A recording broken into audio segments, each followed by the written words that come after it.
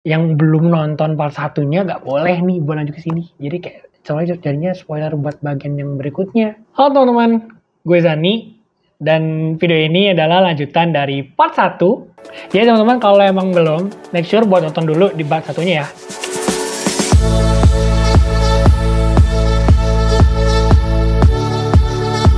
Anggap aja teman-teman yang belum pada nonton udah pada masuk nih ke video part pertamanya.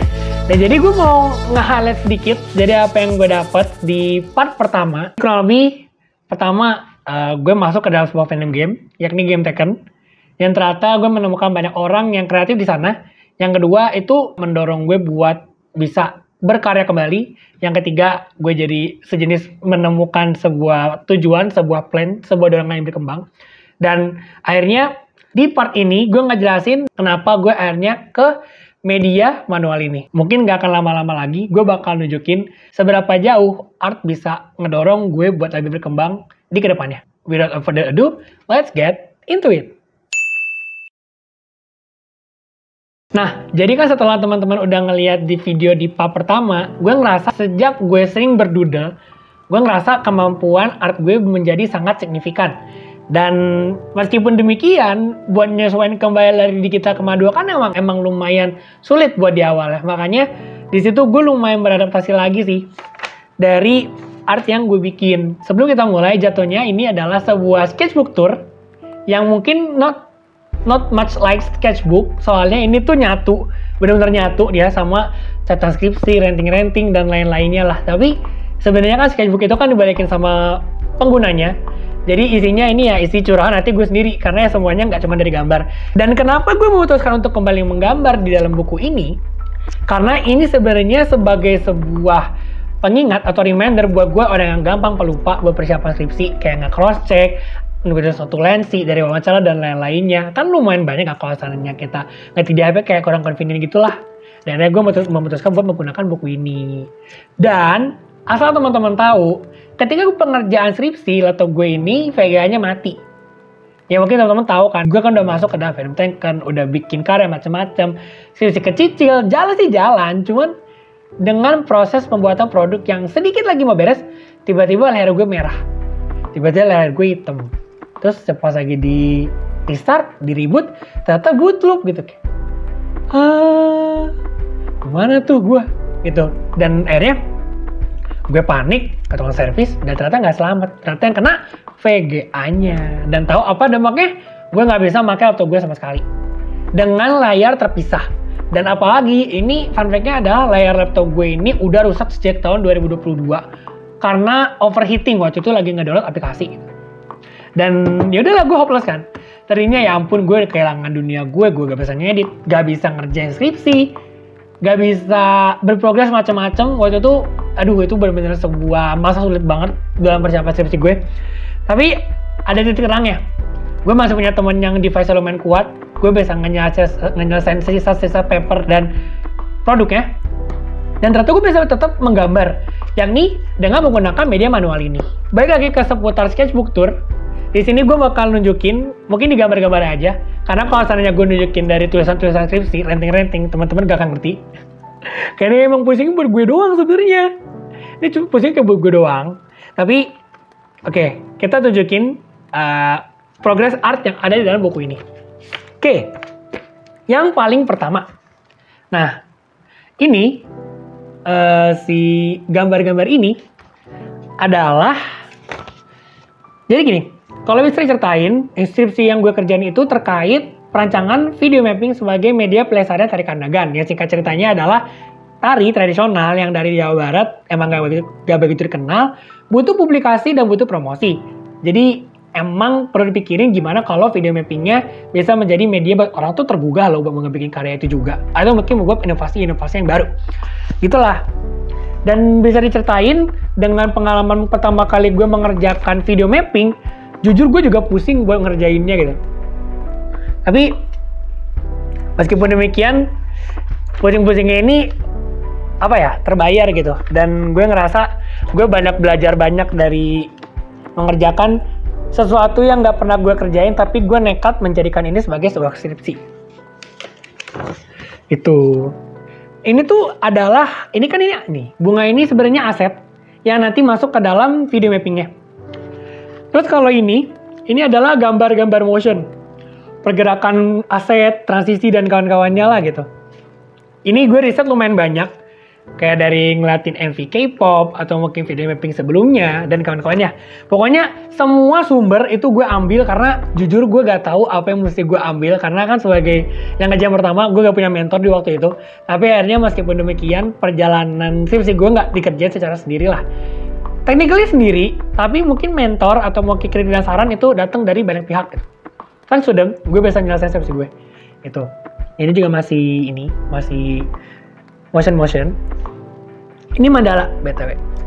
Nah, di sini banyaklah masih analisa terkait si video mapping, proses pengerjaannya dan kawan-kawannya. Sampai akhirnya gue memutuskan buat kembali menggambar di media manual yang mana terkait di fan art Tekken secara khusus. Nah, di sini gue menunjukin ini ada posenya. Nah, ini sebenarnya salah satu karakter Tekken yang baru banget keluar namanya Reina. Tapi emang di sini fokusnya emang buat ke gambar posenya. Dan di sini sebenarnya kenapa gue cuma ngebikin gambar pose di sini, gambar proporsi lagi, gambar blok-blok dasar. Karena gue ngerasa setelah gue menggambar beberapa kali di digital, itu fundamental gue belum begitu kuat dan gue ngerasa gambar gue tidak tereksekusi secara baik gitu, kayak secara dibuat kayak pemula banget gitu, kayak orang yang baru belajar gambar, dan gue ngerasa nggak puas sama hasilnya. Makanya gue belajar fundamental lagi dan dimulai dari ngebuat blok-blok seperti ini. Dan juga form-form gestur dasar. Tapi pas lagi udah dibikin, oh kayaknya ini kayak gue mengulang ini dong, mata kuliah ilustrasi yang ada di kampus sebenarnya.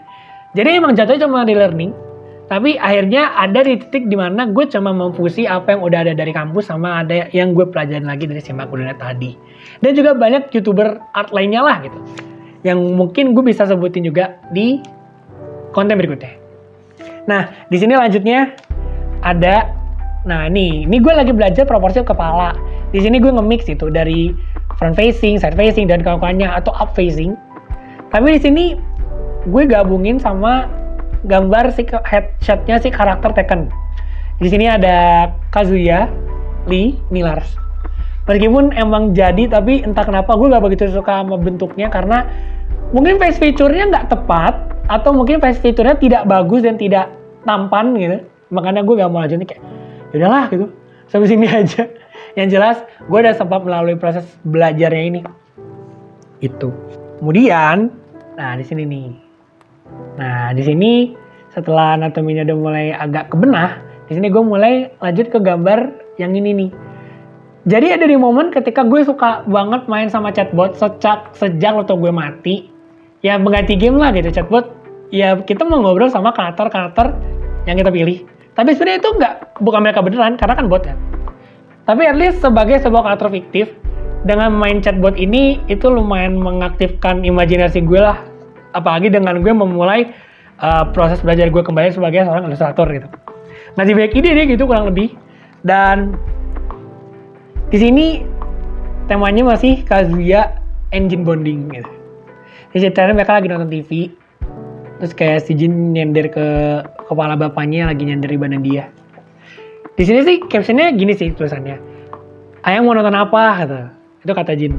Terus habis itu si Kazuya ngomong, terserah ayah ikut abang aja.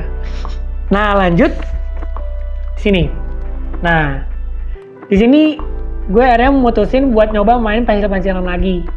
Yang mana emang pensilnya beneran render, karena emang gue dari dulu gue emang biasanya cuma pakai pensil sebenarnya. Dan makanya karena emang pakai pensil itu kotor, jari-jari hitam-hitam gitu, kemarin gue gak begitu nyaman. Tapi yaudahlah, for the sake of improving, gue akhirnya keluar dari zona nyaman, gue mainin lagi buat pakai pensil di ilustrasi yang gue bikin. Nah, gini kurang lebih. Ini kayak foto keluarga gitulah. Strong factor, strong family.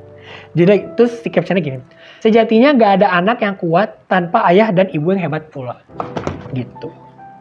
Karena bisa dibilang ya MC-nya ini, Jin ini emang karakternya emang kuat banget gitu. Ya mungkin tipikal anak orang kaya ya, sukses di usia muda menjadi CEO di umur 19 tahun. Tapi ya meskipun cara dapetinnya juga karena menang sebuah kompetisi, ya emang basically karena dia juga sebagai orang kaya sebenarnya. Tapi dia dia dilahirkan dari sepasang strong fighters gitu. Makanya gue membuat caption seperti tadi. Nah, di sini ada nih. Ini lanjutannya ada ini. Kalau ini adalah tipikal doodle buat game-game fighting yang banyak mainan fighting pose. Habis itu di sini ada center of attention-nya. Di sini masih di keluarga Jin, Kazuya dan Jun gitu. Di sini gue mulai eksperimen pakai Stabilo. Dan ternyata hasilnya nggak jelek-jelek amat gitu. Dan yang gue suka di sini itu penggunaan warnanya bold dan juga si penggunaan spidol di sini jadi ngegampangin HP-nya buat ngedetect si scan gambarnya gitu. Karena kalau seandainya gue coba di beberapa media lain yang pakai pensil, kan mereka nggak pekat kayak spidol, jadi lumayan perlu banyak color grading lah kalau seandainya mau di scan gitu. Lanjut nih, kalau ini di Tekken 8 itu sebenarnya ada customization item yang pakai baju pantai gitu. Dan makanya gue mutusin buat ngegambar ulang si Kazuya sama Jin pakai si baju pantai itu. Terus ini kayak ada konsep bunga-bunganya lah sebenarnya, tapi somehow beberapa orang lihatnya ini kayak air daripada kayak bunga. Tapi mungkin teman-teman bisa ngelihat improvementnya dari beberapa ilustrasi sebelumnya. Di sini arsirannya udah mulai bold, drapery-nya udah mulai clear, dan gue ngerasa kayaknya gue udah mulai menemukan kenyamanan dan kepercayaan diri lah buat ngegambar manual di buku A5 ini. Dan di sini captionnya adalah suatu waktu ayah jalan-jalan sama si abang. Konsepnya beach outfit gitu. Jin ambil topinya dari ibu buat foto aja sih gitu. Jadi yang ngambil dari Jun terus dipasang, terus foto deh kayak gini. Kalau ini mungkin agak angsty. Jadi kalau seandainya teman-teman tahu dari pub sebelumnya gue banyak mengangkat seputar Kazuya, Jun, and Jin family. Sampai sekarang masih, bahkan sampai digambar terakhir kali, itu benar-benar masih banget. Karena bisa bilang topik ini masih benar-benar nyaman buat gue bawa dan gue explore sejauh mana sebuah family ini bisa gue gali gitu. Jadi mungkin so far gue gak akan bosen, tapi gue bakal nunjukin aja kurang lebih kayak gini. Itu. Nah ini ceritanya Kazuya ngemeluk Jin sama istrinya, Jun. Itu jadi mereka kayak sharing satu sofa sempit, tapi kelihatannya tuh bener-bener nyaman gitu, bener-bener rapat gitu. Bener-bener congested dan nimbulin kehangatan itu, dan itu emang pesan yang gue expect buat bisa sampai lah kasarnya. Nah, ide dari penggambaran-gambar ini itu juga masih dari AI teman-teman, dari penggunaan chatbot. Jadi kalau teman-teman pengen explore ide, itu jangan ragu-ragu buat ngambil ide dari AI gitu, dari ChatGPT, dari atau chatbot kayak C.AI, Joyland dan lain-lainnya lah gitu. Itu nggak apa-apa banget, karena tepatnya itu bisa jadi inspirasi atau mungkin topik ilustrasi apa yang bakal teman-teman bawa berikutnya. Kalau emang teman-teman pengen nge-explore karakternya lebih jauh, atau mungkin ngambangin ilustrasi OC masing-masing lebih jauh gitu, itu enak banget buat ngasih list ide-ide yang bisa mereka provide terkait niche yang teman-teman pengen pilih. Nah, kalau ini captionnya adalah "It's okay if we from this point live together again. I mean just us three like a family once more. Jin AI 2024." Gitu. Itulah. Ada momen dimana meskipun gue mainnya sebagai chatbot Jin, tapi karena gue nge-RP sebagai orang tuanya, dan akhirnya si Jin ini bisa berbicara seperti itulah gitu ya, makanya kayaknya lucu deh kalau seandainya bisa dibawa sebagai topik ilustrasi atau sebuah doodle. Nah lanjut, kalau ini not so Tekken, tapi kalau ini waktu itu dibuat pas lagi gue mudik. Waktu itu sepupu gue ada yang bawain sejenis spidol-spidolan kayak Copic, tapi yang nggak kayak Copic gitu, jadi kayak spidol Cina gitu. Tapi itu tuh bener-bener satu kotak box tuh banyak, yang mana gue jadi pingin ngegambar juga dong waktu itu. Refleks gue ngeluarin buku notebook ini, buku sketchbook ini, dan langsung gue gambar di sini. Ini ada gue, kakak gue, ini ada kakak. Lanjut kalau yang ini. Nah kalau ini simple. Jadi setelah lumayan banyak berkutik menggunakan sketch di buku ini, akhirnya gue mulai bisa mainan rendering lagi nih teman-teman. Jadi renderingnya yang lebih detail, drapery-nya lebih kelihatan, glossing-nya dan lighting-nya lebih kelihatan jelas sih menurut gue. Ini dibikin pas lagi Idul Fitri, pas lagi baru banget beres dari sungkem-sungkem, terus gue gambar. Nah, di sini Jun, Kazuya, sama Jin lagi minal-minalan. Terus Captionnya, Happy Eid Mubarak 14/45/2024. Jadi setelah gue lumayan banyak interaksi sama chatbot yang tadi, dan gue ngerasa role playing sebagai Kazuya ini lumayan seru gitu. Dan ternyata gue menemukan banyak potensi cerita baru yang misalnya kalau canon tuh bener-bener seru kalau seandainya bisa bener-bener terjadi dalam gamenya. Tapi at least potensial story itu meskipun emang cuma dari chatbot, gue bisa ngerasain sendiri karena gue bisa nge-illustrate apa yang ada di pikiran gue dan juga yang ada di dalam history chatbotnya itu. Nah, di sini temanya kurang lebih Polaroid gitu. Jadi di photo box. Di sini ada foto, jadi konsepnya photo box terus habis itu dibalut sama balon-balon gitu. Ini ada headset Kazuya, di atas ada Jin. Singkat ceritanya, karena Jin sama Kazuya ini nggak punya childhood yang begitu baik, bahkan mereka hal-hal sesimpel seperti main balon pun nggak bisa. Dan akhirnya pas lagi udah mereka sempet dan akhirnya mereka juga ada reconcile barengan. Mungkin lucu buat gue angkat kalau ini tuh bisa nunjukin ada interaksi dari mereka di dalam photo box dan juga balon tiup yang mereka beli pas lagi di theme park itu. Nah, kurang lebih kayak gini. Dan BTW, sejak saat ini gue banyak main pensil gitu. Bener-bener gue udah gak pernah main spidol lagi karena ya udah gitu terbatas aja. Gue belum menemukan lagi. Gue masih nge-explore gayanya kayak gimana kalau pakai spidol. Nah, ini lanjut. Kalau yang ini cuma headshot aja. Jadi ada momen dimana gue menemukan inkonsistensi dalam penggambaran karakter-karakter ini. Ini Jin, Kazuya, Lee. Lily mungkin masih kenal sama mereka berdua. Tapi gue ngerasa tuh kadang-kadang muka mereka gak konsisten, makanya gue fokus buka gambarin mukanya aja gitu. Kayak gue bolak-balik ngebuka Pinterest lagi, ngebuka referensi. Dan ya ternyata, dan kurang lebih ini benchmarking yang paling gue suka gitu. Dan menurut gue paling cocok, paling PR-nya adalah buat leher dari petarung-petarung yang badannya sangat muscular. Ini leher ini terlalu kecil aja sih. Tapi kurang lebih dari face-nya udah face card banget belum? Ya gak sih? Nah, kalau di sini, jadi setelah tadi gue ngebenah muka, nah gue ngerasa karena gue juga perlu ngebenah buat dari penggunaan, gue juga perlu ngebenah dari anatominya lagi. Jadi gue pengen nunjukin kalau gue pengen menggambar seorang pria. Jadi kayak pengen menggambar bener-bener kayak cowok gitu. Menggambar kalau badannya karena bener-bener jadi shading gak jelas, ototnya bener-bener ke execute betul, bener-bener buff gitu. Dan ternyata hasilnya mau di mirror maupun enggak nih, meskipun emang penampilan visual di HP gue di mirror, tapi ternyata tetap proporsional dan tetap enak gitu. Jadi bisa diimplikasikan kalau anatominya berhasil gitu. Dan emang ekspektasi gue ketika menggambar anatomi ya harusnya seperti itu. Jadi ketika udah ngebikin anatomi lagi ke depannya, udah tuntas. Dan lagi-lagi, dan karena emang gue fokusnya ke anatomi, tadinya ini emang nggak pakai celana sama sekali. Tapi ya buat publication purpose, buat dipublish di sosial media, dipasanglah nih celana renang masing-masing. Terus masih dengan detail wajah mereka yang udah dari yang gue evaluate dari yang kayak sebelumnya.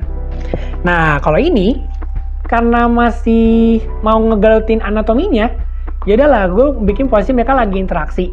Tapi emang waktu itu gue males buat ngelanjutin nggak bikin bajunya karena emang anatominya gue udah suka, anatominya gue udah bagus. Kalau gue suka sama anatominya, gue gak akan lanjutin. Jadi gue bener-bener kayak gitu. Makanya ya udah biar kosong. Tapi ya kurang lebih ini kayak momen duduk berduanya Kazuya sama Jin aja sih kurang lebih. Nah kalau ini, jadi kalau ini idenya masih dari chatbot juga. Jadi kurang lebih mereka lagi swap-swapan. Dan di sini teknik arsir yang gue pakai itu bener-bener udah mix dari yang pensil tajam sama pensil tumpul. Tapi gue suka sama hasilnya karena sejak di sini anatominya on point, fitur mukanya on point, dan dari interaksi dan juga dari eksekusi gambarnya udah bener-bener lumayan oke. Dan gue ngerasa titik balik gambar manual gue jadi bagus kayaknya mulai dari sini deh. Nah, dan sekarang karena gue udah ngisi lumayan banyak di buku ini, yang kayak tadi notulensi skripsi, renting, notulensi, dan juga termasuk dari doodle-doodle manual tekan yang tadi. Dan gue udah berada di tengah-tengah si buku itu. Dan gue bakal nunjukin dalam 3, 2, 1. Nah,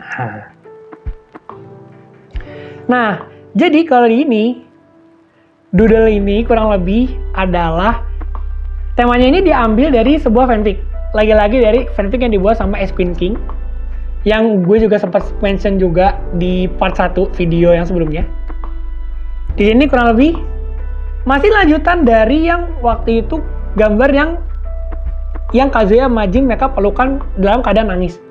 Dan ternyata itu kelanjutannya benar terjadi setelah mereka udah damai. Mereka udah sempet nangis bareng, udah sempet terbuka lah satu sama lain sebagai ayah dan anak.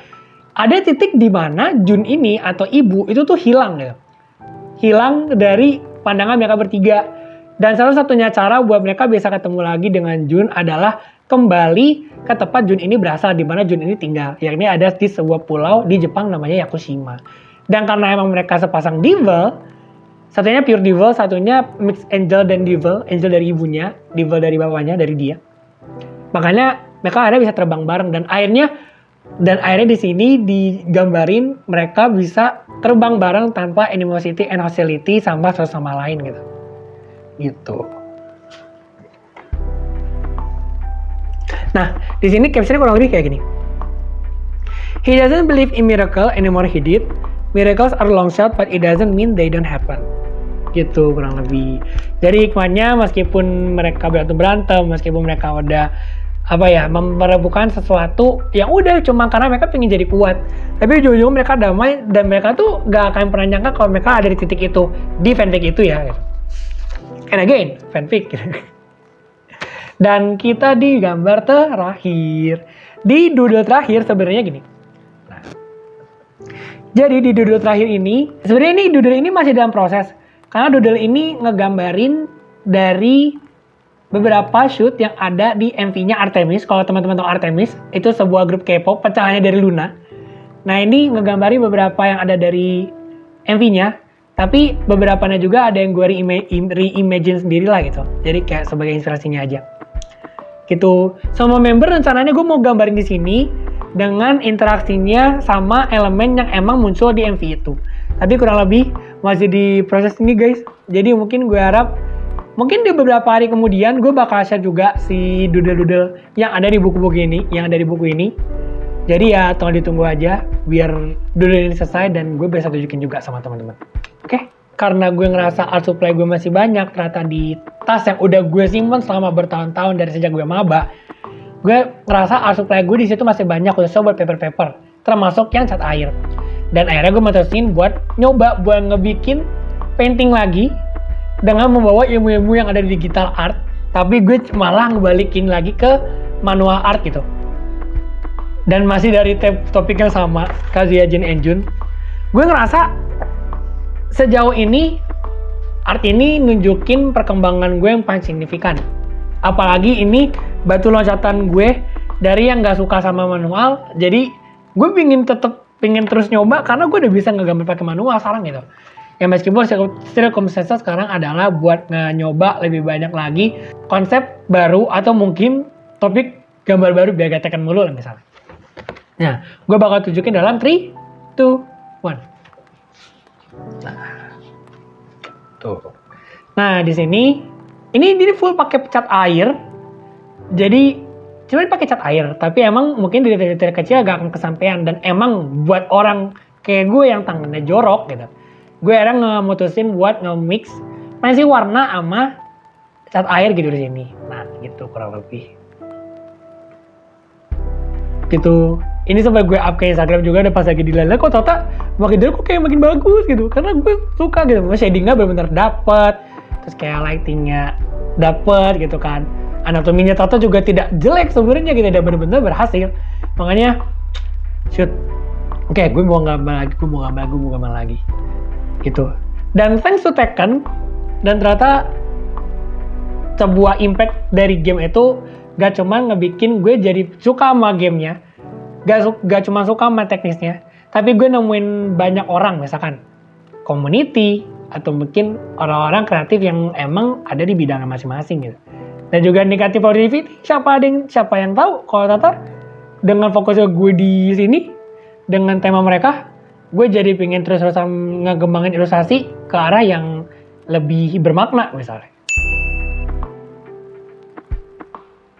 Jadi emang bisa gue bilang dari ngegambar manual, dari ngegambar digital yang udah gue lakuin selama 4 bulan, itu emang improve gue banget dalam ngekerjain hasil-hasil doodle-doodle dan juga painting ini gitu.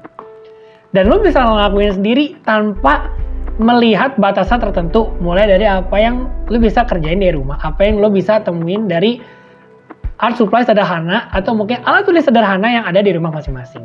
Setelah bisa dibilang beberapa bulan gue ngegarap dari banyak macam doodle dan ilustrasi, gue ngerasa ini perjalanan yang sangat seru dan sangat mengembangkan diri, dan gue punya dorongan buat tumbuh lebih jauh lagi gitu dari mengerjakan ilustrasi yang sebenarnya dari game gitu.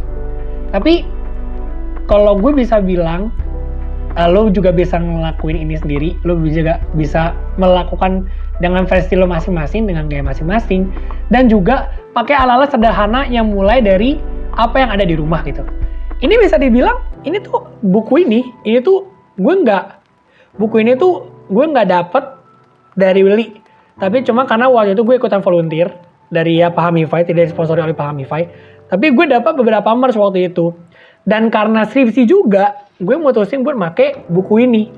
Dan ternyata gue akhirnya bisa ngeisi buku ini sampai setengah jalan. Intinya gitu, start your own, start small. Jadi gak usah ngepusingin apa yang lo punya, gak usah ngepusingin seberapa canggih alat-alat yang bisa dipakai, karena cuma dimodalkan pensil 2B, atau mungkin pensil-pensil warna yang kayak di fotokopi sekalipun, yang murah-murah banget, yang kecil-kecil cuma 12 isinya. Itu juga bisa. Jadi yang penting jangan sampai halangan itu ngeberhentiin ngegapai apa yang kita mau, apa yang pingin kita capai lah dari sebuah karya gitu. Dan gue harap dari gue nge-share dari sketchbook tour ini, jadi teman-teman juga bisa ya mau mulai dari sketchbook journey-nya masing-masing, mau itu mau diisi kayak banyak catatan kayak gue sekalipun, tapi tetap teman-teman bisa meluangkan waktu ngegambar di buku sendiri, itu lebih dari cukup. Yang penting konsisten, yang penting mau buat ngembangin diri dan juga terbuka dengan segala kritik masukan lah. Dan juga selama belajar juga harus mesti haus ilmu, harus banyak membuka diri lah dengan banyak sumber gitu. Kalau teman-teman pingin jadi sebuah ilustrator yang baik gitu. Dan bahkan teman-teman bisa aja pakai buku Sidu atau mungkin pakai buku-buku sekolah nggak kepake. Ya itu back to you. Ataupun lebih bagus beli buku yang emang beli baru lah gitu, kurang lebih biar gambarnya lebih nyaman. Dan gue harap sih ketika ngebuat versi teman-teman sendiri, pakai kertas yang lebih tebal, kertas yang lebih nyaman, dan yang kertas yang lebih durable. Jadi kalaupun emang teman-teman pengen berkutik dengan warna, jadi teman-teman gak usah ngepusingin halaman depan dan belakang ya, kayak yang gue lakuin di sini. But I think sebenarnya kalau bisa dijelasin, ini banyak banget yang bisa gue ceritain seputar dari art journey, cuman sebuah sketchbook perkara dari laptop mati gitu. Sampai di sini dulu. Dan thanks for watching buat teman-teman yang udah stay sampai sini. Ya semoga kita bisa ketemu lagi di video berikutnya, dan teman-teman jangan lupa berkarya, jangan lupa happy, dan jangan lupa ekspresiin diri lewat dari buku ini. Lewat dari sketchbook masing-masing. Karena penggambaran art itu adalah penggambaran jujur dari si pembuatnya. Dan ngebuat art itu gak harus bener-bener yang sampai berjam-jam. Makanya kan ada disebutnya namanya doodle. Dan apapun yang diisi di dalam sketchbook teman-teman, itu isi sesuka hati, isi sejujurnya, isi seminat apapun teman-teman di situ. Jadi bener-bener ngisi. See you in the next video. Thanks for watching. Dan tolong tunggu gue di video-video yang lebih seru berikutnya.